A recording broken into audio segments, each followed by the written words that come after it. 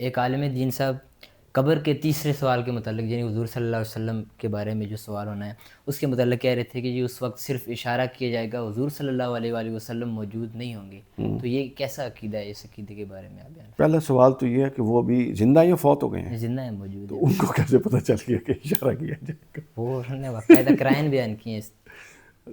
دیکھیں یہ تو ان سے بعد میں بات کی جا سکتی ہے کہ وہ اللہ کے پاس پہنچ جائیں، پھر ان سے کوئی پوچھے خواب میں جا کے کہ آپ کو اشارہ ہوا ہے کہ کیا.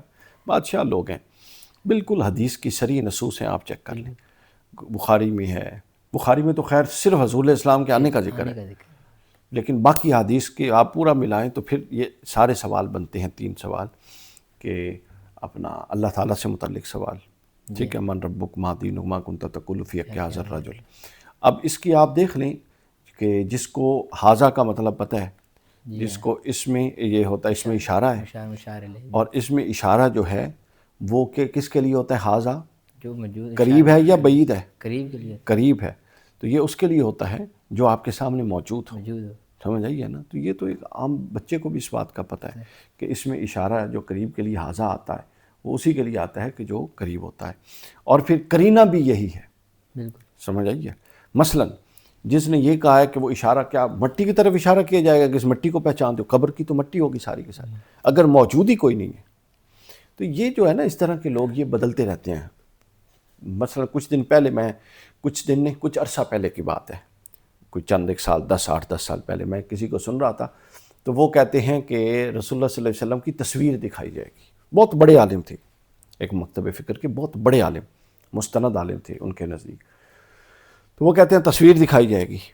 سمجھ آئیے؟ یعنی انہوں نے نفی یہ کرنی ہے کہ حضور نے تشریف نہیں لانا. کوشش یہ بیان کرنا، کوشش یہ. تو لہٰذا یہ کوئی بات نہیں ہے کہ جب اس کے اندر پورا کا پورا پیرایا موجود ہے. دوسرا پھر یہ کہ یہ برزخ کا معاملہ ہے، اس کو اس دنیا کے معاملے پر قیاس کرنا ہی بالکل فضول بات ہے. کہ آپ اس دنیا کے معاملے میں کسی بندے کے فزیکلی جسم کے ساتھ چل پر آپ تبھی اعتراض کرتے ہیں نا جب آپ اس کو ایک ایسے پیرامیٹر میں سوچ سمجھ رہے ہیں جو پیرامیٹر برزخ کا ہے ہی نہیں. جانے والا بھی برزخ میں جا چکا ہے، اور حضور علیہ السلام بھی برزخی حیات میں موجود ہے، اور یہ تشریف لائیں گے، وہ سارا معاملہ ہی برزخ کا ہے. تو اس کو اس پر قیاس کرنا اور پھر انکار کی جہتیں نکالنا، جو یہ دنیا میں جو جس طرح انسان موو کرتا ہے، آتا جاتا ہے، یہ کیسے ممکن ہوگا؟ تو یہ بالکل لایانی بات ہے.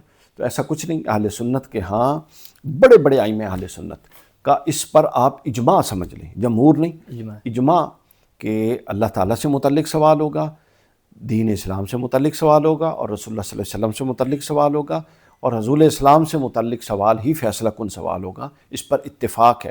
اور اگر فیصلہ کن سوال ہی اشاروں کی صورت میں کیا جا رہا ہے تو یہ تو اس بیچارے مسئول سے زیادتی نہیں ہو گئی. ٹھیک ہے نا؟ تو لہٰذا ایسا نہیں ہے.